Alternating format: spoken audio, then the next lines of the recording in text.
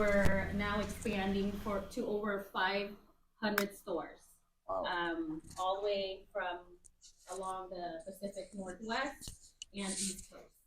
Each store is independently owned and operated, so we're considered small business. Part of our business model is community outreach. So the owners are able to pick and choose kind of what they would like to do for their community. So that's why community is such a big thing for us. And living within the community where our store is located, that's one big thing as well. It's very important. Some of the things that we have done, this is our second store. Our first store is Fairfield Grocery Outlet. We did sell that one to purchase this one over here because the store is far apart to be able to run two. Some example that we did over there with the community is, offer a safe workplace to the Solano County Department of Rehabilitation. So kids who were disabled, who couldn't find a real job in a real workplace, we offered them a safe place to practice that and do that. We offered our side of our parking lot for any nonprofit organization who wanted to raise money to car washes, set up any type of food truck event or anything in front of our store, Girl Scouts, Boy Scouts. But we learned here in Norman, it's a little different. The landlord is not as flexible. So that's why we're here. If we can give in other ways, or if we can partner, we want to hear from everyone, suggestions. We're open to everything and anything. We also helped feed lots of family. There's a city church that we partnered up with there. They had a food bank, weekly pickup. Oh no, they picked up two times. Yeah. Non-profit farm called Lucky One Ranch that we donate our produce to, and it helped fed over 100 animals. I mean, that was amazing. They have every kind of animal you could think of, all the way to llamas. I was shocked. They're so cute. Yeah. And then the big one that we did was the Fairfield Community Foundation.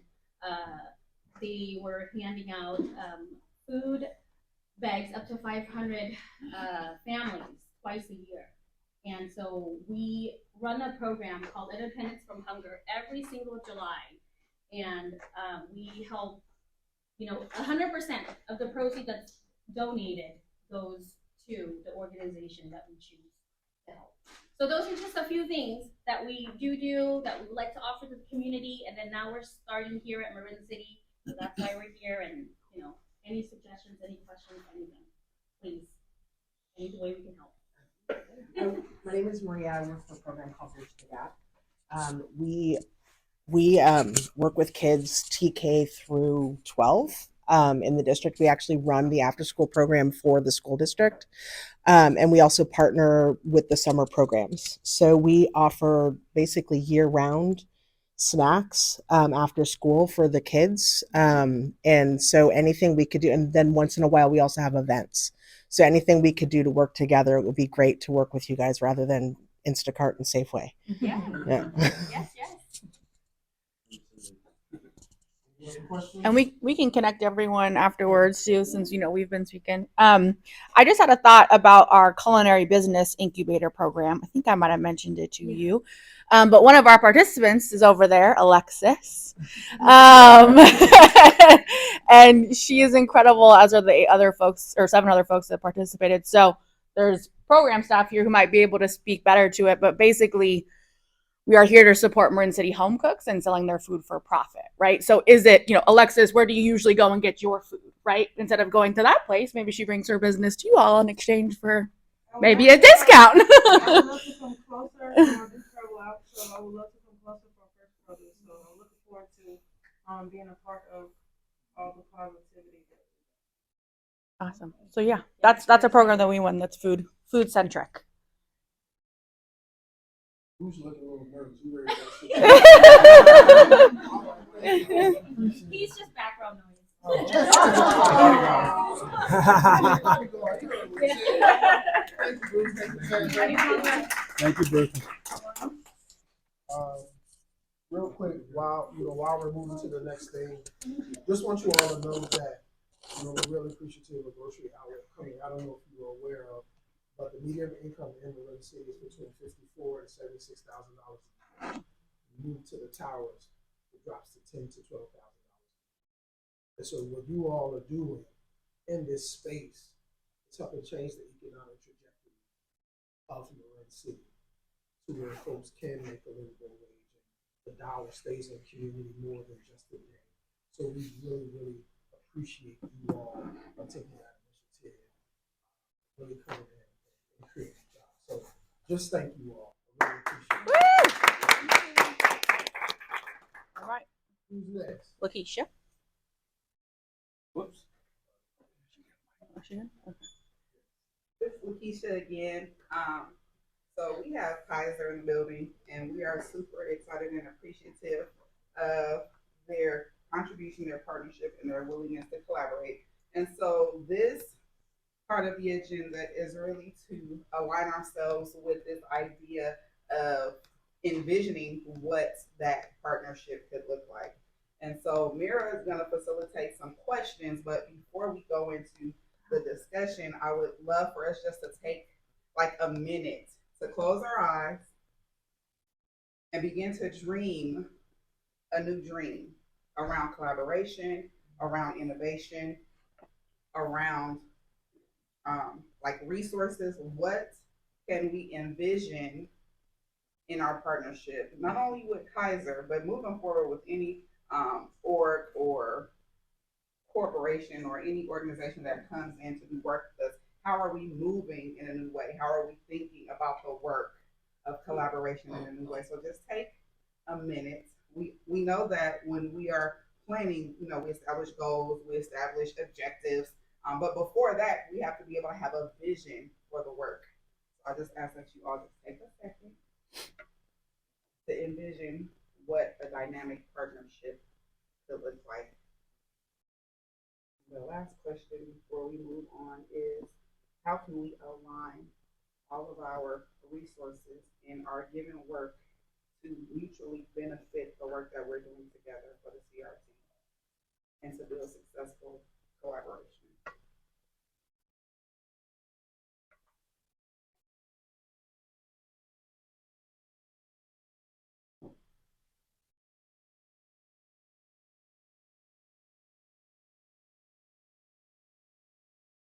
Turn it over to Mira. No one sharing now. No one sharing now. Okay, it's all internal. Gotcha. We're good. Okay. So with that kind of grounding, we really want to, thank Kaiser again for being here. Karina and Amara here again for those who are not in the room and are of course missing out on the delicious breakfast that we have here today. But really just want to thank Kaiser for being here and really allowing us to dream, to think about what this community needs and where we can go together. So one thing we really wanted to kind of ground us in for the discussion, right, is we're looking at like services that can be provided, like the traditional stuff that we did at the last clinic, preventative health screenings, vaccinations and things like that, but also health education and marrying those and being strategic about what the community really needs. And so these were some things that we discussed when we were talking about where the CRT was going in the next fiscal year, right? So, addressing women's health and late stage breast cancer diagnoses in terms of how they disproportionately affect the Black community here in Marin, premature cardiac events, really lessening the lifespan of our Black community here, about 8 years less, and childhood asthma, right? And so these are things that we just wanted folks to get thinking about as we start to talk about where we can take all of this. So really, we want to just open it up and ground people again in what's been done and where we can go. So things that have been done, right? COVID, flu, RSV vaccines, blood draws and diabetes testing, blood pressure and colon cancer prevention kits. Those are things that were available at the last clinic. But what else? What do we want to see, right? So for women's health, is it mammograms? Is it being able to test yourself for lumps? Is it heart health? Is it back to school events for eye exams? Phil, I know we got you on the call from the school. Childhood asthma, mental health. You know, we really want to just start thinking up ideas together of what we want to see in terms of actual services in the community. So the floor is open. Really want this to be a discussion about, you know, either what's on this list that we want to prioritize or any other ideas that folks have. And Kaiser and NMR, of course, please feel, or Kaiser, Karina and NMR, please feel free to chime in. Karina is just Kaiser over there. Please chime in as well if you have any other thoughts before we open up the floor. Okay, cool.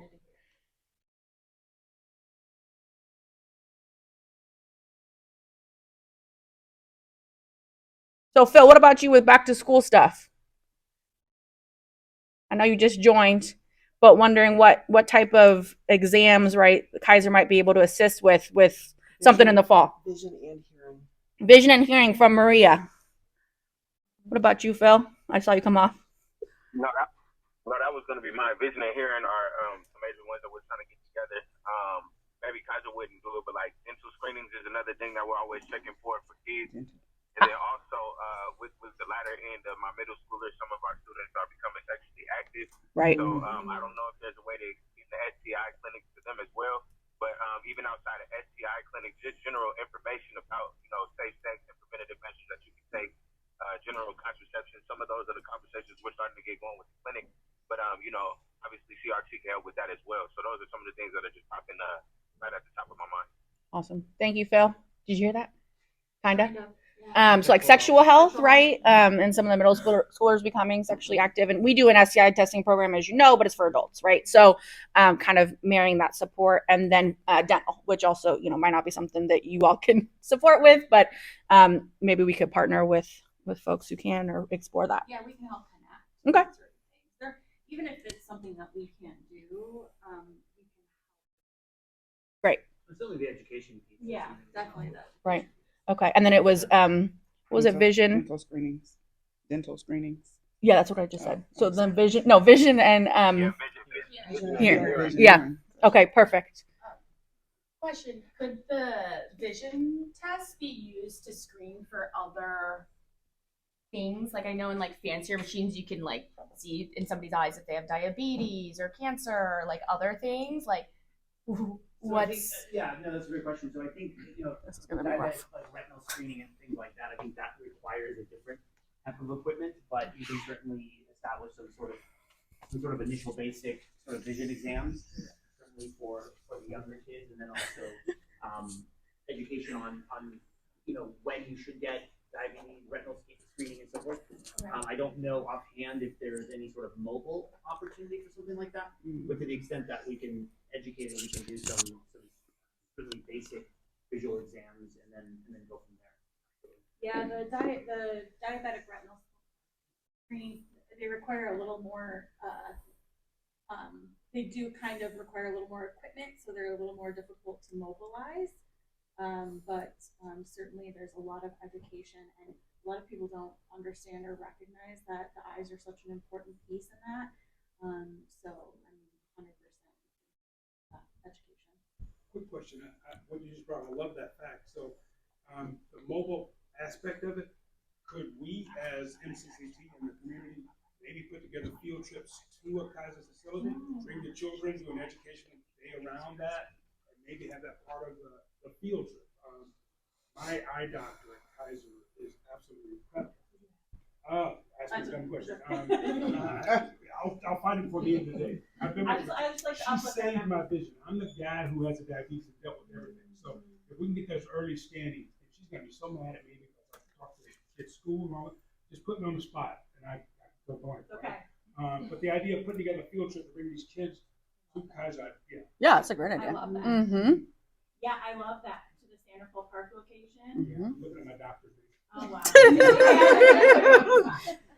just like to throw shout outs for some. Sometimes they don't recognize it. I think that's a fantastic idea. Mm-hmm. Yeah, no, absolutely. I mean, I think there's a lot of opportunity for us to explore something like that, even with additional sort of educational opportunities, going to the locations and kind of going over and having some of the experts talk to the kids and the community as well. So that was sort of the thinking, even with community-based like events where we would bring in some experts to be able to talk to a variety of things, whether it's heart health, women's health, all the various, some of the we talked about, bring some experts out here, talk a little bit about that, and really get some deep dives on some of the questions. Yeah. And to your point too, just because you got my juices flowing, we do partner with MCOE, Marin Education, on quite a few things, and one of them is School to Career. I don't know if you're aware of that program, but it offers children a chance to do like shadowing. And so we take students every year. We also do what we call youth health forums, where we bring in, it's a whole day and it's several panels of doctors and nurses, and Peter even did one year and talked about how he got into nursing. And historically it's been in Terra Linda, but I would love to do something similar here, just to explore opportunity. Because one of the things, we are a healthcare organization, but community is also very important to us. So we do a lot of work with youth. Shadowing, tours, youth health forums, I think that's a great idea. Sorry, I talked a lot. Quick question, is there an age cap on the youth? So usually, it's as far as like the youth health forums and school And the career, shadowing and stuff, yeah. It's usually high school. Okay. So that's usually when people are trying to figure out what they want to do, any younger than that, and it kind of becomes, this isn't that serious, but it usually ends up being sophomore through senior. Would you be open to maybe a little bit older? Oh yeah. Okay, great. Cool. Yeah. Thank you. I just wanted to add one quick thing. So I have an ECE background, early childhood education, and when we're approaching, developing learning tools, we're taking a comprehensive approach. And so I would also make the recommendation that while we're dreaming and envisioning, that we come from the lens of comprehensive. So like mental health support, physical opportunities, and like mental, social, emotional, and just so coming from this lens of a comprehensive approach with Kaiser, I think would be also a good strategy. Anyone else on the line, Pastor Leggett? Can I add something? Is that okay? Go ahead. Absolutely. Yeah, go ahead, Mom. I was like, oh, should I put my foot on the floor? No, it's delicious. I'm Mo Geneva Marsh with Community Action Marin. So excited that Community Action Marin is a partner with Southern Marin, CRT, and other spaces. And I know I owe a bunch of emails back. I see everybody here. But anyways, I appreciate what you shared about early childhood education. I know, and I'm going to put that on there. I've been with Community Action Marin for about a year, but I think it's so important about consistency and visibility, and it's so wonderful to be an active partner here. Two parts. One is Community Action Marin is the largest implementer of Head Start programs in Marin County, but we have a site in Southern Marin City, and at Manzanitas. We'd love to strengthen that partnership, especially around our kindergarten readiness. And so I'm in that space. So I want to put that out there about this pipeline for a whole family approach, right? We talked about, and generations. And then the other part is that we also have a commercial kitchen, even though it's in Terra Linda. We want to partner and support, other groups as well. So that includes the local businesses. So these are different ways that we can support each other. Because we support locally, economically, et cetera. And then the last bit is we're one of the 6 agencies in partnership with Marin Housing Authority in Golden Gate Village, uplifting their community space. And we did a soft launch last year of the Southern Marin co-location partnership with YWCA, for example, Center for Domestic Peace. But it's not just open to Golden Gate Village residents, it's open to all of Southern Marin.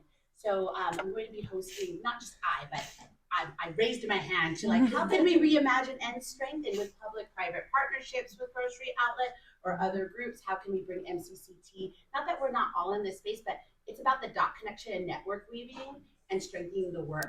Because even though this group started on behalf of COVID, public health, and I used to be in public health, that's how we got to work together, right? We're in a transformational shift.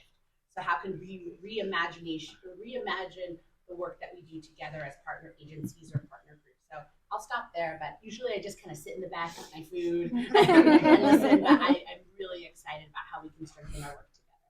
Thank you, Mom. Thank you, Mom. Anyone else in the room? It's Dr. Hartley. Oh, Dr. Hartley. There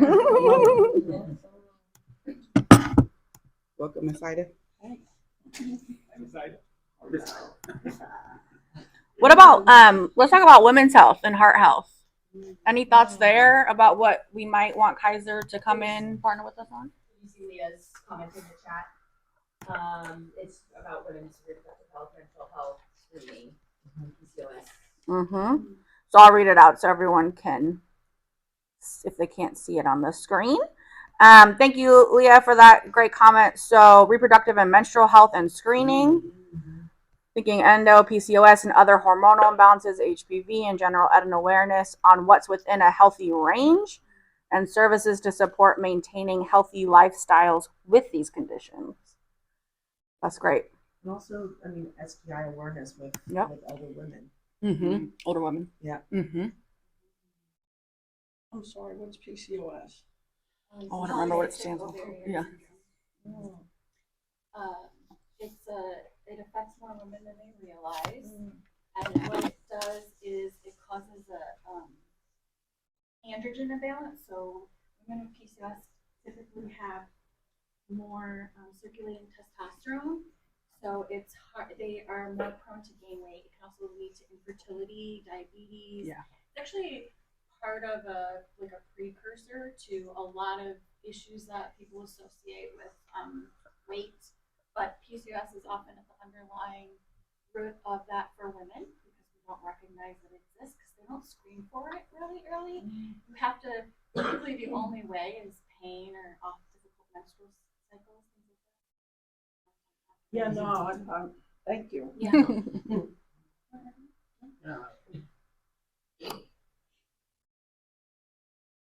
Pregnancy care. Ooh. I think it's about like two things that stick out to me. Breast, like I had to get my first mammogram when I was 30. But they just lowered the age for. They just lowered the age for mammograms. 1, 2, you're at a higher increase for breast cancer while you are pregnant, and so I think we're so focused on like whatever you do during pregnancy that like your own body and like maybe like dental health too, because I know you're more prone to cavities and just stuff like that.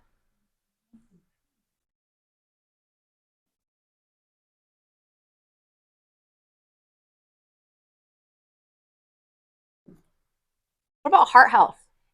What kind? Is it mostly an education approach there? Is there anything that can be done in terms of mobile services? I think blood pressure, blood pressure screening. Is that the best? I mean, there's more too. There's other tests that you can do. I don't know how mobile they can be. We do stress tests with people on treadmills, and for those who can't do the treadmill, we do medications that can stress the heart as well. So there's a variety of things, but there's also opportunity to do mobile EKG. Cool. That's what I was hoping you might say. So there's definitely opportunity. Cool.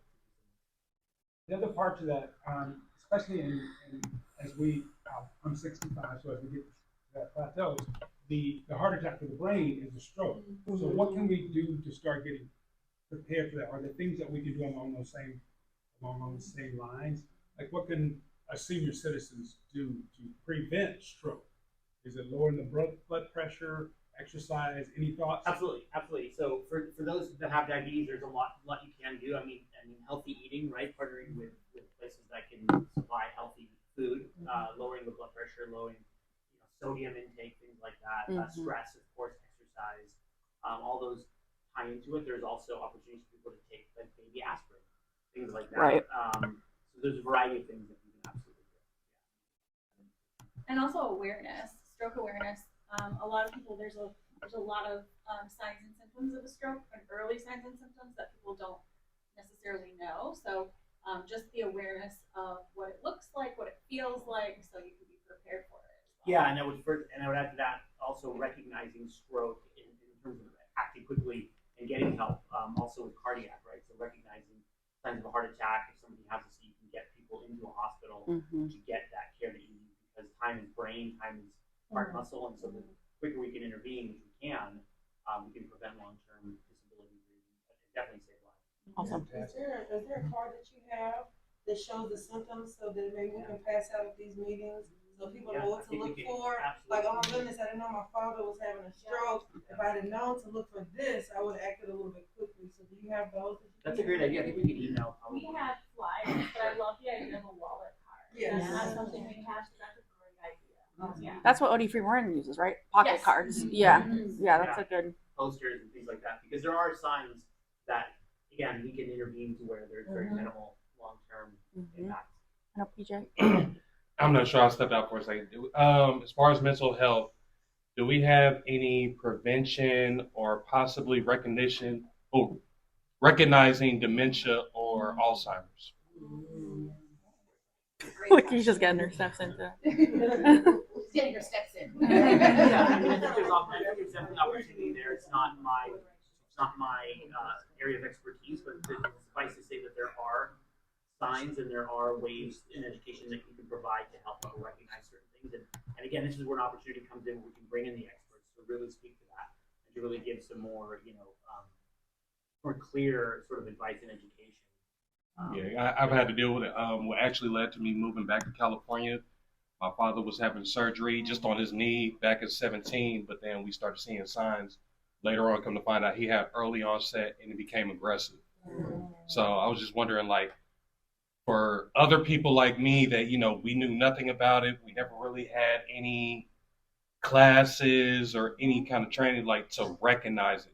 So I just didn't want, people to go through the same thing that my family went through, where it's like, we kind of know the signs, but we're not talking about it because nobody knows anything about it. I think it'd be great to partner with you when we do get to that, put that sort of module together, to be able to for you to share that experience even more broadly, and then be able to come up with very specific ways to help intervene. Yeah, and to Idamar's point, we also have strong partnerships. So we have our internal geriatricians and social workers. But we also have partners with the Jewish Family Services locally, who do a lot of work in that space. So that might be an opportunity to also branch out and form connections as well. So I thank you for that story.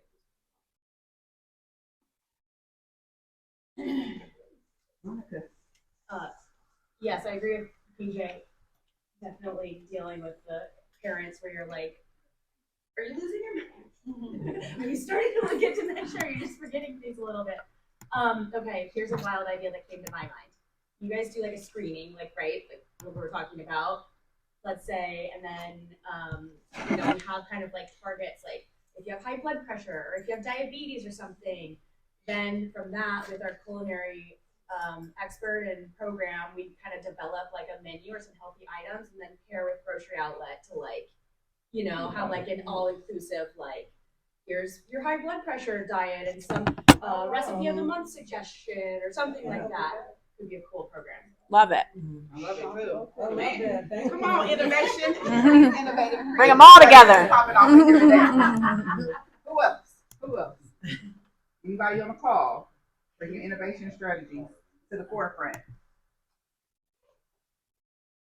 That's awesome. I love that, Monica. I'd like to add to that.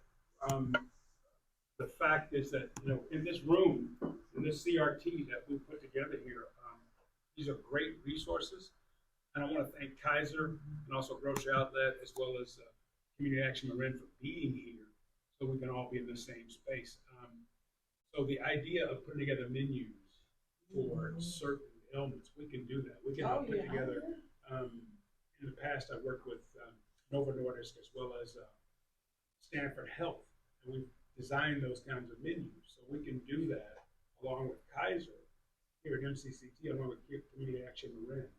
We can even develop a community cookbook.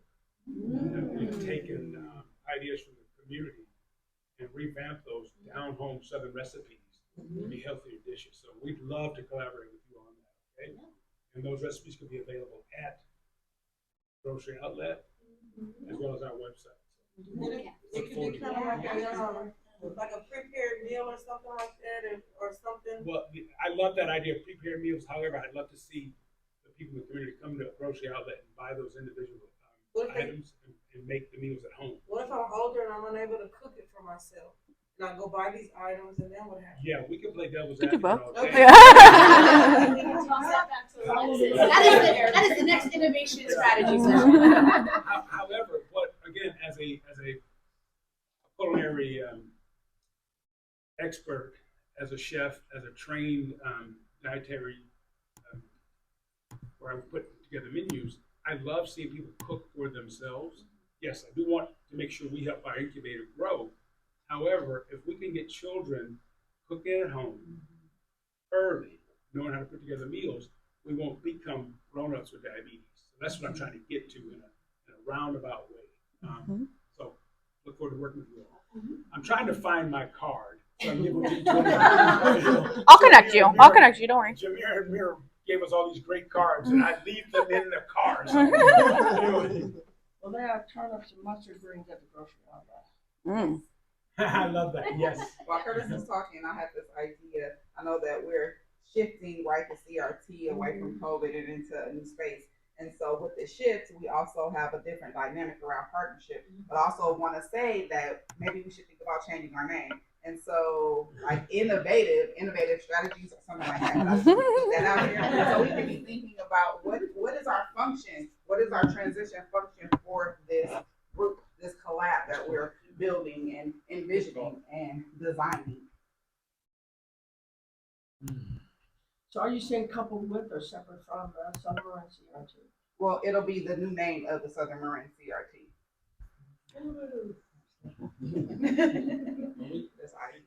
Yeah, the county's rebranding, so we're gonna have to talk to them about that. But yeah. I mean, you can do that. Where's Jeff here? Yeah, no, he's good. We wrap without him. We're good. So any final thoughts before we wrap up? I mean, this is a great start. I think what we could do is work with Kaiser directly to kind of really flush some of these ideas out. Can you hear us, Adriana? Yep. Okay. Thanks, Monica. So we'll get together and we'll talk about maybe where we might want to start, or some ideas of pairing together services and education, right? And focusing on, maybe we start with just a diabetes focus since MCCT is already doing that work. The community has expressed that need. Maybe we start, want to be strategic about all of it, right? Women's health, maybe in, Breast Cancer Awareness Month, that kind of stuff. So we can put together a little timeline. I will build it out. Though, because of that, if I love the idea of going mobile, but if we need just a space to be for consistency, like I love to start a pilot, right? So that Southern Marin co-location partnership with Marin Housing Authority, when I bring together that initial like retransformation meeting that's going to happen in the next couple of weeks, I'll make sure to not open it up. We're all here to extend the invitation to, because it's a community space, and Marin Housing Authority, people don't know that it's open to all community, not just Golden Gate Village. And so here's the opportunity point. So if we don't have that mobile space because we can't be creative, they have their parking lot, they have that, we can use that as that cadence spot, and their community space, which also has a stage and karaoke, which I found out. I know. So I just wanted to at least plant that seed too, that in the meantime, if we can't go as mobile, we can at least start with our existing partners here. And we've hosted at St. Andrews in the past, but it's great to know that, especially if it gets bigger or that he doesn't have capacity for that we have that resource. That's wonderful. And thank you to Pastor Floyd, who's at a speaking engagement in Southern California, for bringing both Grocery Outlet and Kaiser really to us. So thank you, Pastor. Yeah, really appreciate him. All right, everyone. We'll see you. We're going to do the quarterly metrics refresh next time, since this was such a great conversation. And we will see our paid partners on Thursday for Outreach Day. And that's it. Thank y'all for being here.